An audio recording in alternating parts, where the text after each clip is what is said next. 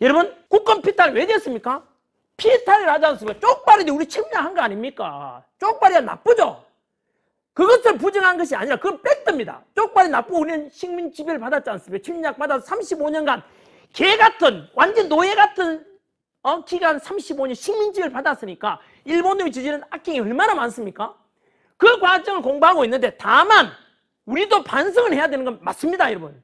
그래서 어떡할 건데? 그 반성 차원에서 지금까지 우리가 국력을 길렀잖아요. 결국은 국제 정세라는 건 뭐죠? 힘의 대결입니다. 여러분, 전세 역사를 공부해 보십시오. 힘 없으면 막 먹히게 되고 망하게 되는 게 그게 국제 정세이고 팩트 아닙니까?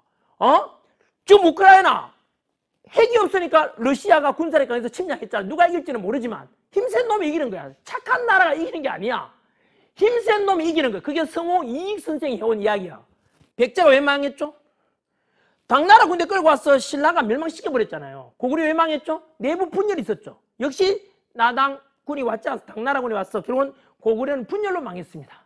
아무튼 힘이 없으면 망하게 되는 것은 누구나 다 아는 사실입니다. 아까 말씀드린 그 팩트를 인정하고 그 안에서 우리는 또 뭘 생각했냐면은 바로 힘을 길러야 된다. 쪽발인데 우리 왜 먹혔는데?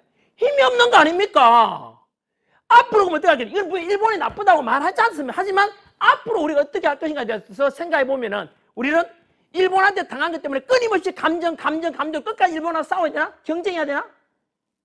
여러분, 그러면 우리한테 불리하잖아요. 우리한테 위협이 되는 세력이 중국 아닙니까? 우리보다 인구가 무진장 많아. 국가 면적도 남한 사우스 코리아의 100배야, 100배. 경제력이나 인구력이나 너무나 위협적인데 이런 나라 우리 잘 지내야 되는데 안타깝게도 중국은 우리에게 위협을 가해오고 있고 우리의 기술력을 빼가고 있고 첨단 기술자들, 삼성, LG 이런 아이들한테 연봉 10배 주겠다 해서 몰래 빼가서 지금 휴대폰이나 또는 우리 TV라든 이런 거 기술 우리나라가 많이 빼갔다고 이미 밝혀진 것만 해도 그렇지 않습니까? 그러면 이런 중국에서 우리는 같이 맞서야 되는데 우리 혼자 맞서기 약하잖아. 국제 정세라는 것은 언제나 여러분 독자적으로 하면 이건 망합니다. 알겠어요? 언제나 국제 정세는 우방끼리 힘을 합쳐 강한 나라끼리 뭉쳐야 돼. 우리나라 약하니까. 우리나라 주변에 러시아, 중국, 일본, 미국이란 4강대국 있잖아. 우리나라 약하지 않아. 국력 6위야. 그런데 씨발 더 센 나라 네 놈이 딱 우리 한반도 주변에 있는 거야. 그러니까 이럴 때 어떻게 해야 되겠냐? 러시아도 위협이 되고 중국도 위협이 되잖아요. 그럼 어떻게 해야 되겠어? 그럼 일본 계속 싸우다가 우리는 왕따 되잖아요.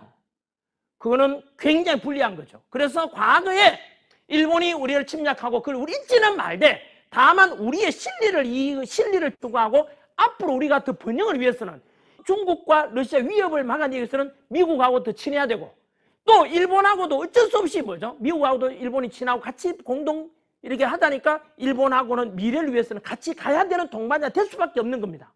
그렇다고 해서 우리가 일본한테 침략당하고 약하냐? 이때는 우리 힘이 없었기 때문에 먹히는 거고 우리나라가 이 일본한테 그렇게 먹힐 만큼 이제 약하지는 않습니다. 그래서 지나치게 과잉해서 일본을 적대시하거나 일본에 대해서 굳이 두려워 왜 하냐고. 예? 그러니까 우리나라가 약한 나라가 아니라는 뜻입니다. 그래서 일본은 우리에게 위협적인 나라가 아니야. 그러면은 일본에 대해서 계속해서 두려워하고 막 극혐, 노재편 이럴 필요는 없다 이겁니다. 우리의 이익을 위해서는 일본하고도 협력할 건 협력해야 되고 동반자주로 가야 되는 거는 그건 자명한 현실입니다. 자, 그런 차원에서 어쨌든 러일 전쟁 역사를 또 한번 배워보도록 하겠습니다. 러일 전쟁이 탁 일어났습니다. 그때 우리 대한제국 정부는 뭐 했습니까?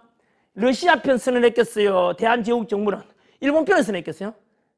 중립을 선언했습니다. 너희 둘이 싸우더라도 우리는 어느 편도 들지 않겠다라고 했습니다. 하지만 일본은 전쟁 나고 딱 2주 정도 만에 2월 23일입니까? 그때 뭘 맺습니까? 바로 한일 의정서를 체결합니다.